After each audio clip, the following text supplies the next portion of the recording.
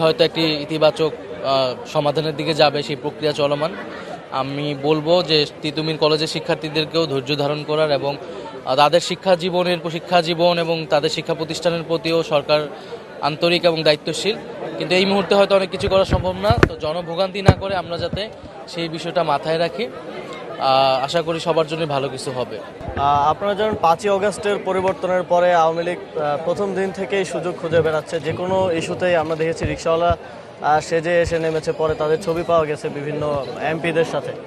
তো এই ধরনের উস্কে দেওয়ার মতো পরিস্থিতি 5ই অগস্টের পর থেকেই ঘটছে এবং ফেব্রুয়ারিকে কেন্দ্র করে এক ধরনের বিশৃঙ্খলা তৈরি করার চেষ্টা আছে, কিন্তু এখন পর্যন্ত তারা তাতে সফল হয়নি। আপনারা জানেন যে বাংলাদেশের জনগণ এটা নিয়ে খুবই উদ্বিগ্ন এবং মানুষ চায় না আওয়ামী লীগ কোনোভাবেই তার মতাদর্শ, তার নাম নিয়ে একটা এরকম গণহত্যা ঘটানোর পর আবারও ফিরে আসুক, কারণ এটা বাংলাদেশের সকল জনগণের নিরাপত্তার জন্য হুমকি স্বরূপ।